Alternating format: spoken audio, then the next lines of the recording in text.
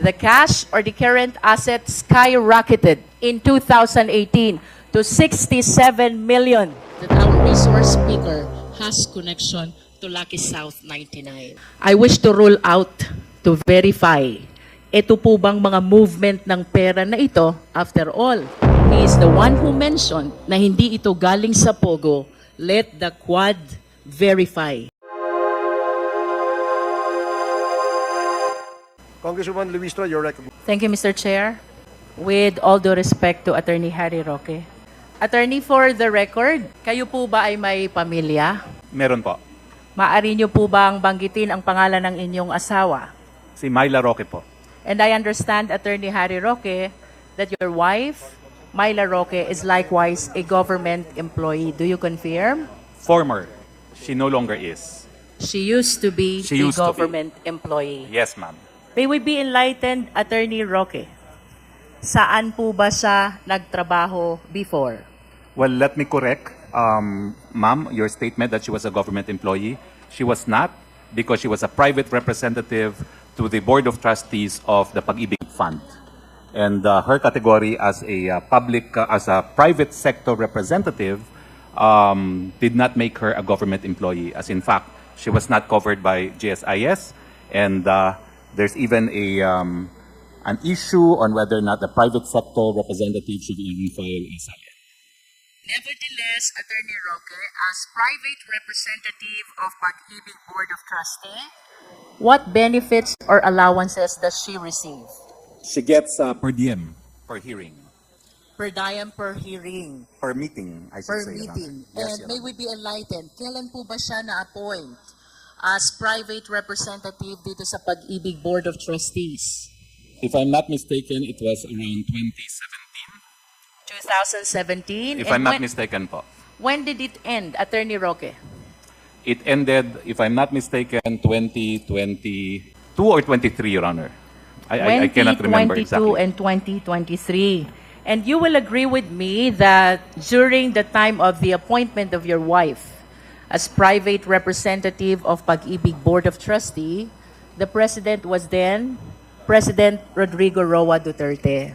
Yes, Your Honor, Madam, Mr. Chair. How about you, Attorney Roque?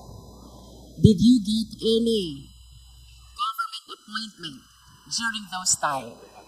I was a member of the 17th Congress from June of 2016 until November of 2017. From November of 2017 until October of 2018, I was presidential spokesperson. And I became presidential spokesperson again from April 2020 until November of 2021. May we know, Attorney Roque, let's go back to your wife. Magkano po ba yung tinatanggap niyang per diem per meeting? Hindi ko po talaga alam kasi hindi namin pinag-uusapan yan, but it was a very modest sum. And with reference to your engagement in the government, 17 Congress, may we know how much your salary is as member of the House during that time? I do not recall, but I still have colleagues from the 17th Congress here. So I think it was, I cannot remember the exact amount, but it was, I don't know, maybe 200, 300,000. I don't know, 200,000 po, no? 200,000 a month. And you likewise mentioned about your appointment as the presidential spokesperson. Is that correct? Yes, Mr. Chair. Can you please enlighten us how much was your salary as presidential spokesperson? Almost the same because it was the same salary grade as a congressman. I understand as well, Attorney Roque, that you have children. Yes, Your Honor. May we know the names of your children? The first one is Bianca Jacinta, and the second one is Harrison Jacob. Bianca and Harrison. Does these names of your children have any connection with Biancham? Yes, Mr. Chair. Biancham Holdings and Trading. You confirm? Yes, Madam Mr. Chair. And can you please enlighten us? When was this holding company incorporated, Attorney Roque? As early as 2015, before there was POGO, I believe. It was already 2015. founded. Yes, Your Honor. And during that time, can you please enlighten us, sino po ba ang mga incorporators, first incorporators of Biancham Holdings and Trading? That's myself, my wife, my then law partner Joel Butuyan, Eileen Garcia, and one of my staff lawyers who has since passed, Jarmay Garcia. Can you enlighten us further? Gaano ho ba kalaki ang inyong ownership dito sa Biancham Holdings and Trading, Attorney Roque? It differed over the years, Mr. Chair, because it started as a small company. It was amended once. And, Mr. Chair, can we please direct our resource speaker to limit his answers to the questions which are being propounded? If Mr. I may Chair. proceed, Mr. Chair, would you confirm, Attorney Roque, that at the time of the incorporation of Biancham Holdings and Trading, you were holding 49.96% ownership, while your wife, Myla, is holding 49.96% ownership. Do you confirm? if that is what appears in records, I confirm that, Mr. Chair, but I do not have a copy of the records before me right now. In other words, Mr. Chair, the remaining 0.8% is the ownership which are being shared by Joel Butuyan, Zarmay Garcia, and Eileen Garcia. And it was mentioned earlier by our resource speaker that all these incorporators were his associates, either in Batuyan and Rael and in Center Law. Do you confirm? I confirm that, Mr. Chair. It is a family corporation with my close associates as nominal stockholders to complete the 5 shareholders that were then required by the old corporation code. It is no longer required to have 5. How do you describe the nature of this ownership when it is only 0.8% being shared by 3? Because, to my opinion, they are nominal if not dummy. Your Honor, Mr. Chair, they're not dummies. I think the correct term is they are nominal shareholder. They hold qualifying shares so that we can complete the minimum 5 members of the board and incorporators that was then required by the old corporation code. This no longer representation, required. Mr. Chair, take notice of the answer of the resource speaker. And do you confirm as well that from 2014 to 2020, you were the president of Biancham? If that is what the records indicate, I do not have the records before me, but I will confirm if that is what appears in the Securities and Exchange Commission. Yes. It does, Mr. Chair. And do you confirm as well that your wife, Myla, was a member of the board of director of Biancham from 2014 to 2020 as well? I confirm that, Mr. Chair, because that is the nature of the 5 incorporators and the requirement of 5 directors as well. And do you confirm as well that as the president, a calibrated lawyer, a prominent personality in the legal circle, of course, it is a common knowledge that yearly the company or the corporation is required to file an audited financial statement. Does our resource speaker confirm? I confirm that, Mr. Chair. Mr. Chair, may I request our secretariat to please flash in our screen the 2014 Statement of Assets and Liabilities of Biancham. Technical, can you please flash the SAL-N of Atty. Roque? Mr. Chair, I wish to correct, with all due respect, this is audited financial statement of Biancham and not SAL-N.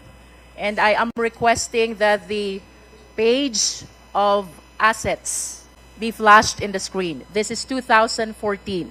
Okay, could you please flash the audited financial statements of the company? Technical. Mr. Chair, while we are waiting for the document to be shared to the public, I wish to share that the document discloses cash for 2014 of Biancham in the total amount of 125,300 pesos.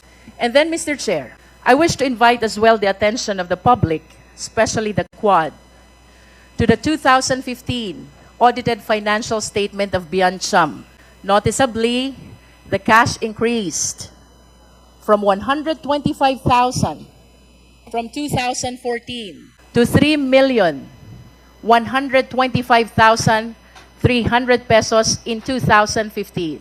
I wish to take note, Mr. Chair, 2014 and 2015 were prior to the administration of former President Rodrigo Roa Duterte. Having seen 2014 and 2015 assets of Biancham, kindly flash the 2018 assets of Biancham Holdings. Could you please flash the 2018 audited financial statement of 2018?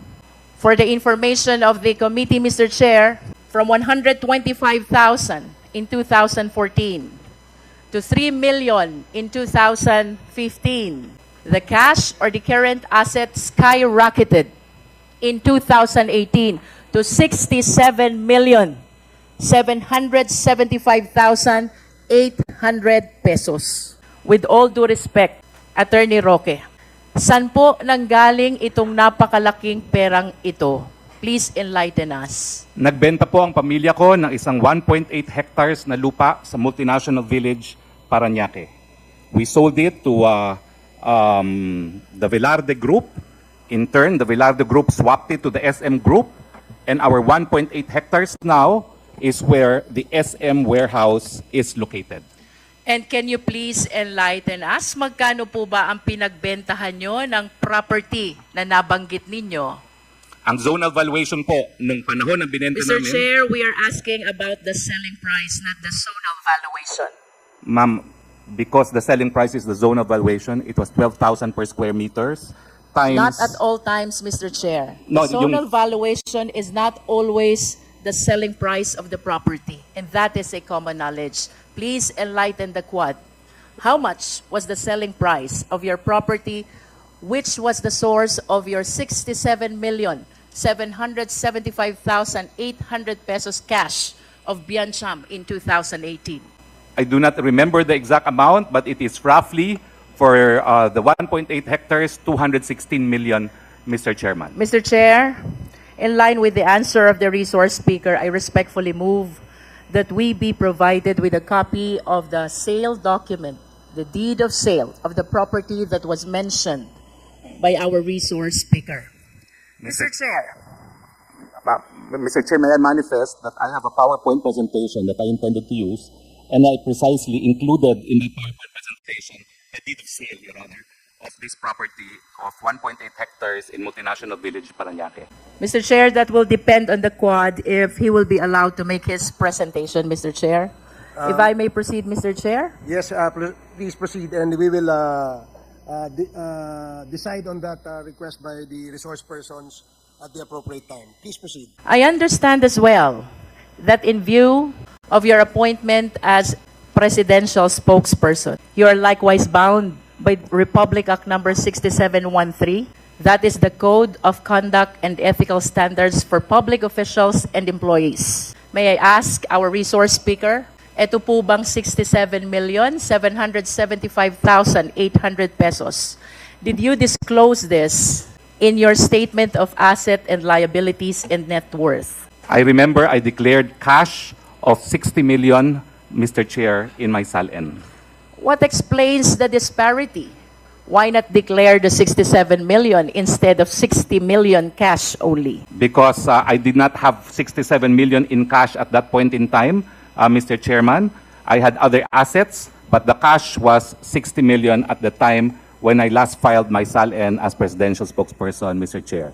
Nonetheless, Mr. Chair, the document reflects the amount of 67,775,800 pesos. This is contained in the 2018 audited financial statement of Biancham as of 2018. And if I may share, Mr. Chair, Section 2, Rule 130 of the Rules of Court, documentary evidence. Documents as evidence consist of writings, recordings, photographs, or any material containing letters, words, sounds, numbers, figures, symbols, or their equivalent, or other modes of written expression offered as proof of their contents. Photographs include still pictures, drawings, stored images, X-ray films, motion pictures, or videos. This representation, Mr. Chair, wish to manifest that we are establishing the amount contained in the audited financial statement, which has disparity to the amount that was disclosed as represented by the resource speaker in his SAL-N for 2018. Mr. Chair, if I may continue. For the information of the Filipino people, I wish to share Section 8, Republic Act Number 6713. This is the Code of Conduct of Ethical Standards for Public Officials and Employees. It states that the public official statement of assets and liabilities, or SAL-N, includes, among others, all other assets such as investments, cash on hand, or in banks, stocks, bonds, and the like. And I maintain, Mr. Chair, whatever is reflected in the audited financial statement should have been declared in exact amount in the SAL-N of the resource speaker. If I may continue, Mr. Chair, Republic Act Number 3019, Anti-Graft and Corrupt Practices Act, Section 7, Statement of Assets and Liabilities. Every public officer within 30 days after the approval of this act, or after assuming office, or within the month of January of every other year thereafter, as well as upon the expiration of his term of office, or upon his resignation or separation from office, shall prepare and file with the office of the corresponding department head, or in the case of head of department or chief of an independent office, with the office of the President, or in the case of members of the Congress and the officials and employees thereof, with the office of the Secretary of the corresponding House, a true, detailed, and sworn statement of assets and liabilities, including a statement of the amounts and sources of his income, the amounts of his personal and family expenses, and the amount of income taxes paid for the next preceding calendar year, provided that public officers assuming office less than 2 months before the end of the calendar year may file these statements in the following months of January. Given these legal provisions, Mr. Chair, both 3019 and 6713, may we ask the resource speaker, did you strictly comply with the requirements of these laws? Mr. Chair, to the best of my abilities, yes, because my last net worth that I declared was 124 million pesos. In line with that, Mr. Chair, I respectfully move that we direct the resource speaker to submit his SAL-N from 2016 until 2022 as described and required by Section 7 of the Anti-Graft and Corrupt Practices Act, Mr. Chair. So moved. Please, Atty. Roque, submit your SAL-N since 2016 to 2022. Your Honors, may I manifest that I will do even more than that? I have asked the House of Representatives to submit my SAL-N even when I was working as a working law student in this honorable chamber. Mr. I Chair, worked may here we as a student, direct our resource way back, speaker Your Honor, 1988. to just answer I'm the preparing question? everything on my SAL-N. Mr. Your Honor. Chairman. Atty. Roque, Mr. please Chairman. answer the question of... I will comply, Your Honor, and will Okay. even submit earlier SAL-Ns which are filed with the House of Representatives. Congresswoman Chairman. Luistro. Mr. Chairman, Chairman, perhaps.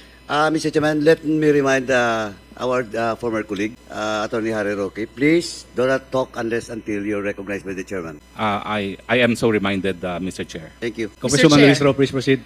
Proceeding to my second point, Mr. Chair, I wish to invite the attention of the resource speaker to the two versions of his or Biancham's general information sheet. And may I request the Secretariat to once again share these two documents to the public. We have one GIS. This is dated March 2, 2020. And another GIS dated October 21, 2020. If we will compare, Mr. Chair, in March 2020, you still see the name Herminio Harry L. Roque Jr., who owns 98%, and Myla Roque, who owns 21%. However, Mr. Chair, with the GIS of Biancham, in October 2020, the names of Harry Roque and Myla Roque are no longer in the stockholders' information. And I wish to invite the attention of the Quadcom that a certain Percival Ortega, per October 2020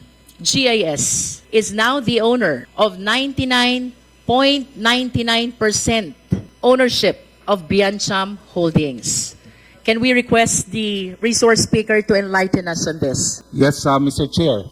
We invested proceeds from the sale of our Parañaque property, the 1.8 hectares, into a real estate project in Bataan, in a corporation known as First Bataan. Now, in that investment, bulk of the cash that we used belonged to an old maid aunt who was living with me, who was also my ward. It was with her consent, although I was officially appointed her guardian, because she believed that when we sold the 1.8 hectares in Parañaque, we should buy land elsewhere because that is what my grandfather specifically instructed her. So bulk of what we used to purchase the land in Bataan came from my aunt, her share in the sale of the 1.8 hectares in Parañaque, whereas my siblings and I invested our proceeds from our share from our mother's side in the same project. Now, at that time, we had to reflect more or less the true ownership of the property because my aunt would want that already, no?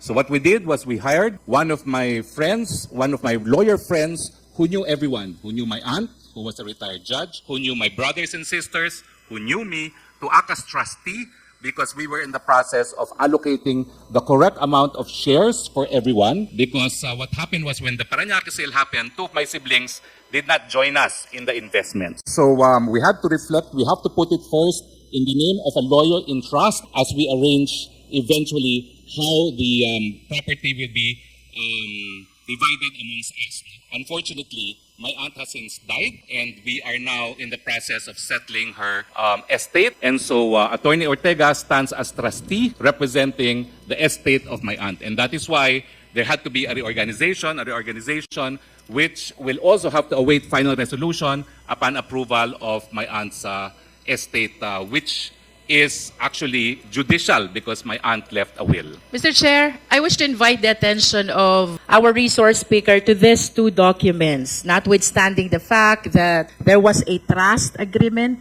between Percival Ortega and Attorney Harry Roque, notwithstanding the fact about the agreement among the family. May I know what mode of transfer was used for the spouses Roque to be able to transfer it to the name of Percival Ortega? In the form of a trust, all of us executed trust agreements to Percival Ortega because he will be eventually the one to divide amongst us the property, also pursuant to what the judgment of the estate court will adjudge. May we direct the resource speaker, Mr. Chair, that we be furnished with a copy of this trust agreement? Mr. Chair, with all due respect, this is a legislative inquiry on POGOs, and I think it has become too personal already. Mr. Chair? I will submit a copy of the deed of sale of the property to show that the money that we used to acquire the property in Bataan was legitimately sourced and did not come from POGOs. But I think family matters should be left alone already, especially since, as I said, there's also settlement of estate in process. No? I just would like to raise the issue of materiality. I answered questions on source of funds to prove it did not come from POGO because we sold 1.8 hectares which is a commercial property in multinational village Parañaque, which I felt was material to this inquiry. But to inquire now even on family trust affairs, I think it's too much already. I think I have shared what the committee should know, that we had funds to acquire the land and legitimately sourced through a sale transaction which is duly documented, and I will submit a copy of the said document, including also a copy of the zone evaluation in the area to indicate at least minimum price by which we sold the 1.8 hectares. With all due respects, Mr. Chair. Mr. Chair, Does the movement with all due respect to the resource speaker, but I insist that we provided with the mode or the instrument that was used in the transfer of the shareholdings from spouses Roque to Attorney Percival Ortega. I wish to go back to our previous committee hearings, Mr. Chair. We have established a number of circumstantial evidence already, which, when taken together, will lead to one reasonable conclusion that our resource speaker has connection to Lucky South 99. At first, I was surprised by the sudden increase of the assets of banks that is coming from 125,000 to 3 million, and then in 2018 to 67 million. And now, Mr. Chair, we have seen a sudden change in the name of the shareholder or the stockholder of Biancham, formerly from spouses Roque and now to Attorney Percival Ortega. I wish to rule out to verify. Ito po bang mga movement ng pera na ito? After all, he is the one who mentioned na hindi ito galing sa POGO. Let the Quad verify kung saan nga nanggaling ang mga perang ito, Mr. Chair. Attorney Roque, the Congresswoman Luistro has stated the reason why the document that she is asking from your end is necessary in the investigation that the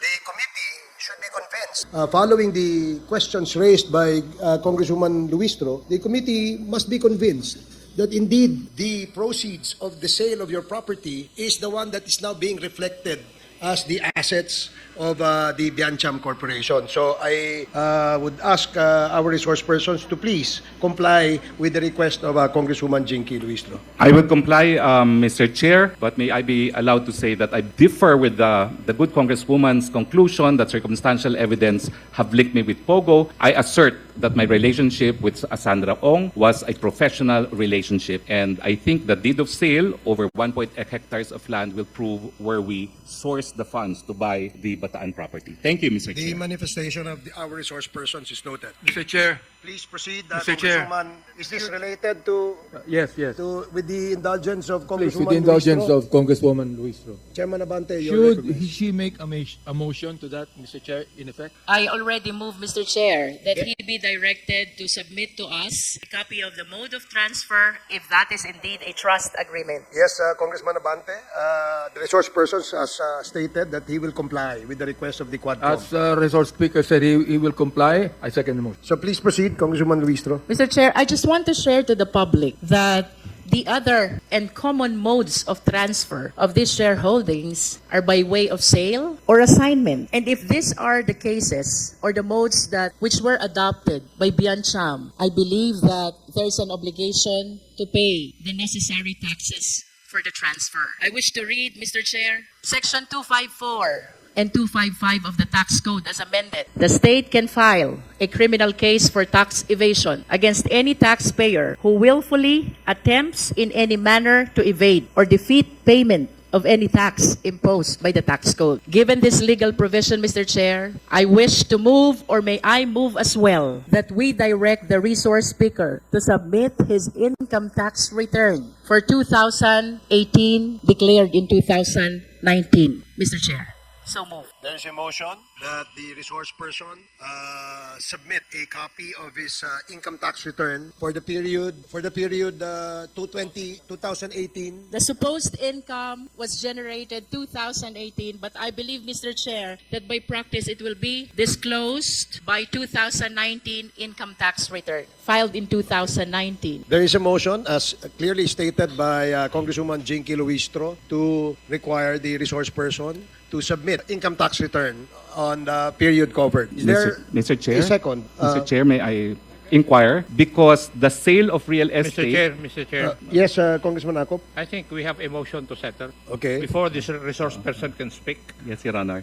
Okay, we will first dispose of the motion and then we will allow Congressman Attorney Harry Roque to speak. So there is a motion clearly stated earlier by Congresswoman Jinky Luistro, duly seconded. Are there any objections? Hearing none, the motion is carried. The resource person is required to submit to the committee the documents being asked by Congresswoman Jinky Luistro. Now, Attorney Harry Roque, you're recognized. Thank you, Mr. Chair. I just wanted to manifest that as far as the sale of the real estate is concerned, it will not be reflected in my income tax because it is subject to final tax. So I will submit the final tax paid for the transaction, Mr. Chair, because at this point, my income tax will be irrelevant to the increase of my assets because it was by reason of sale of real estate subject to final tax. Thank you, Mr. Chair. Thank you, Attorney Harry Roque. Does that satisfy?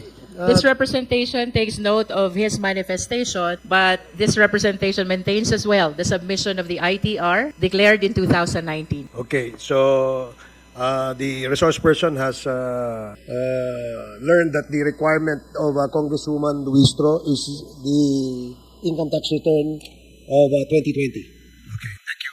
No further question for the moment, Mr. Chair. Thank you, Congresswoman Luistro.